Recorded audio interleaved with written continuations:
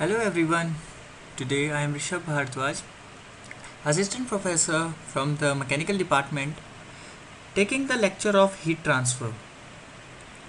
Today in this lecture, we will learn about film-wise and drop-wise condensation. Let's start the lecture with the condensation. There is a question. Have you seen the glass window in the winters that they will get wetted over there, or a cold water glass having wall with wet surface having the moisture? Basically, a condensation is a process by which the vapors are transformed into the liquid phase. It will generally occur when we reject or exhaust the heat from the vapors and cold water will remains left. Here we have what is condensation. The condensation occurs when the temperature of vapor is reduced below its saturation temperature, that is T saturation. The saturation temperature is the temperature at which vapor changes into liquid form. It is the conversion of phases, vapor to liquid. This is done by bringing the vapor into contact with solid surface whose temperature is below the saturation temperature of the vapor. For this category, we have two types of condensation. The first is drop-wise condensation and second is film-wise condensation. In the drop-wise condensation, as the name suggests, the condensation will occur in the form of droplets, water droplets. Here, the condensed vapor form droplets on the surface instead of continuous film. The small droplets that form at the nucleation site on the surface grow as a result of continued condensation, coalesce into large droplet and slide down when they reach the certain size. The surface is covered by countless droplets of varying diameters. Here we have a body at 80 degrees Celsius and you can see the water droplets over that surface. When it will get come in contact with the vapor which has a higher temperature or other, the water droplets will get condensed over the surface of the material. This is the figure or the diagram by which we can easily recognize the droplet or the drop-wise condensation process. You have seen this type of figures or images in the several day-to-day life as well as in the figures or in the books. It has been observed that to occur either on highly polished surface or on surface contaminated with impurities like organic compounds. This is achieved by adding a promoting chemical into the vapor. Treating the surface with a promoter chemical or coating the surface with a polymer, that polymer could be the Teflon or a noble metal, and the noble can be argon, neon, and xenon, and etc. The promoters used are wax, fatty acid like oleic and linoleic acid. The dropwise condensation did not last long and converted to film condensation after some times. It means the water droplets will not last so long. It will get converted to film condensation as the water droplets will get combined and form a film or a coating over the surface that will convert into the film condensation. Next in this topic we have film condensation. The condensate tends to wet the surface and thereby forms a liquid film over the surface. The liquid flows down the cooling surface under the action of gravity. The thickness of the film increases in the flow direction as more vapor condenses on the film. You can see in the diagram and the previous diagram that you have seen that a surface with the 80 degrees Celsius forming a water droplets onto it, and then the conversion of water droplets or dropwise condensation will convert it into film-wise condensation, where it will convert or form a covering film over the surface, by which it will move downward due to the gravity and forming thick layer at the bottom and the thin layer at the starting or the top region. Next we have the difference between the film wise and the drop wise condensation. In the drop wise condensation, the vapor condenses into small liquid droplets of various sizes. These droplets fall down over the surface in random fashion. Hence, the condensate as droplets tends to leave the surface quickly without forming a film due to the gravity. There is no additional thermal resistance to the heat flow from vapor to the surface. Here, the heat transfer is 5 to 10 times more than the film-wise condensation. It occurs either on highly polished surface or vapor contaminated with the impurities. It is very difficult to achieve or maintain.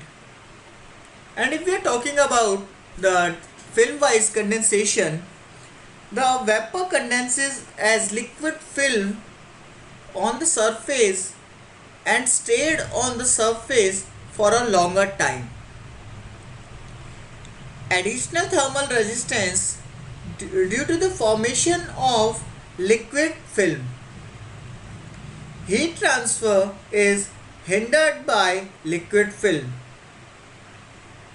It will occur on clean surface with no impurities in it, and it is very easy to achieve and to get maintained. Next we have the boiling regimes. In this category we will learn about the boiling, types of boiling, boiling curve, heat transfer, correlations, condensation, and much more.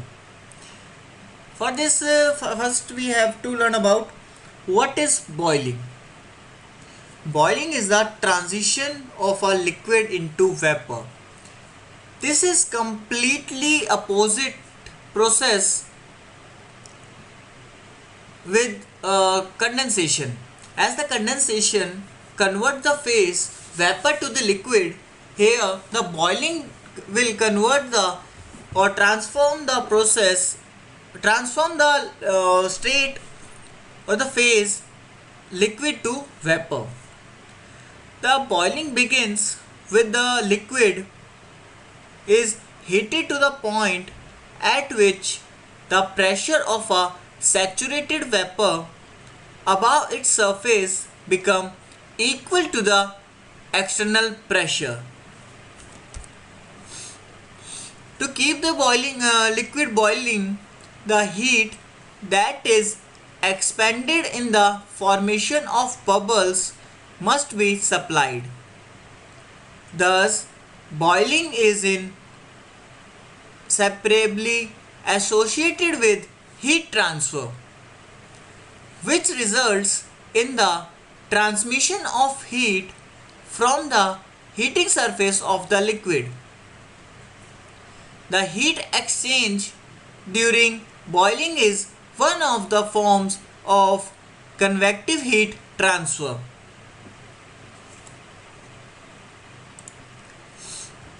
The different boiling regimes in pool boiling.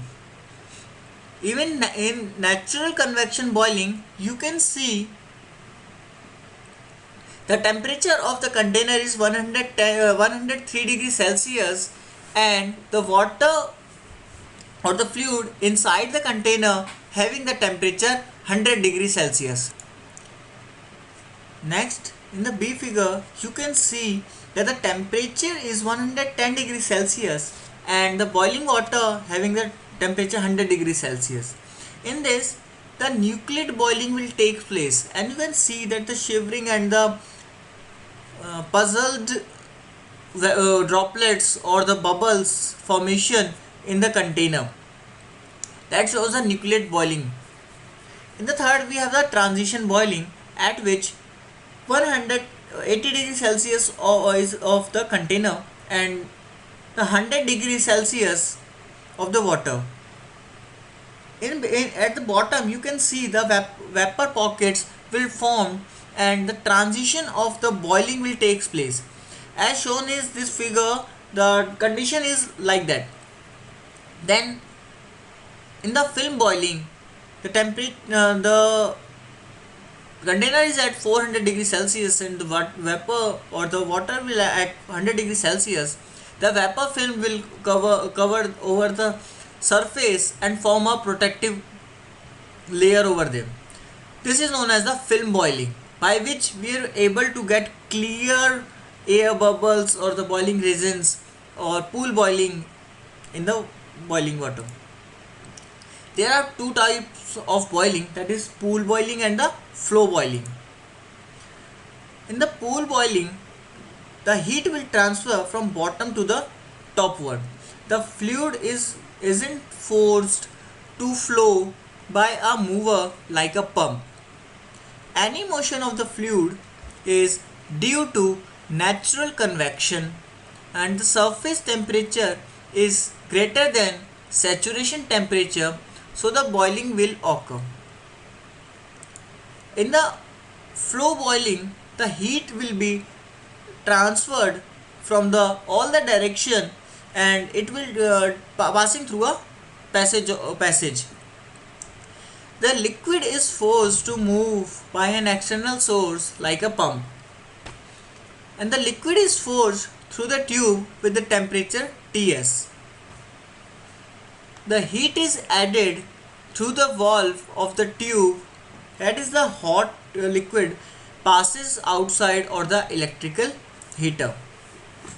Now you can see the boiling curve at when the temperature difference is less, that is the 10 raised to power 3, and the other phase having the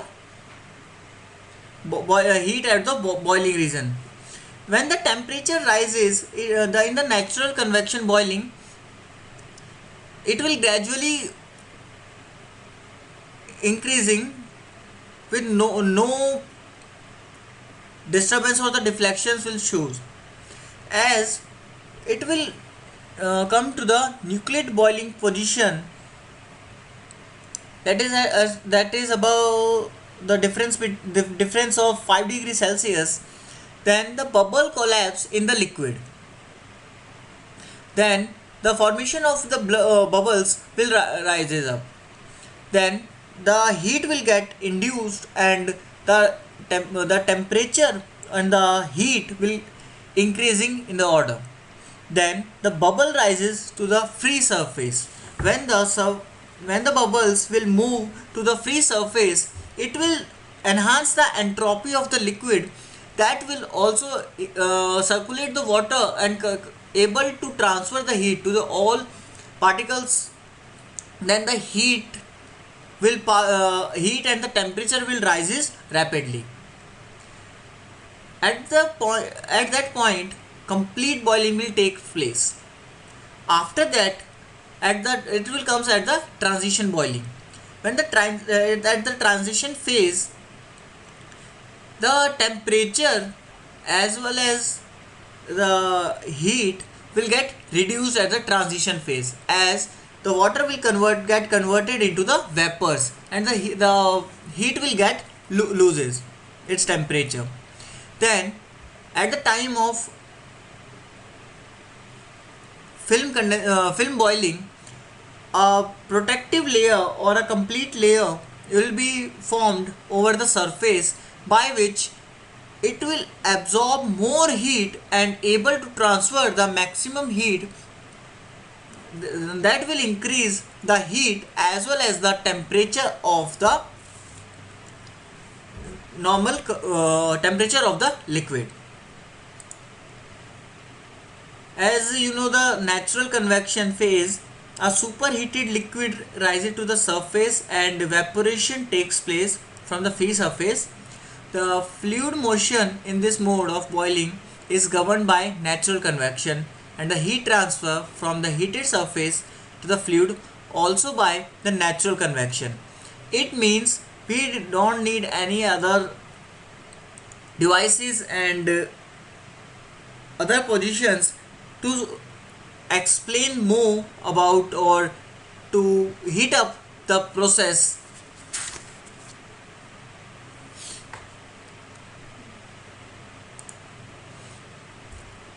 Thank you for watching this video. I hope you have learned about more about from these lectures.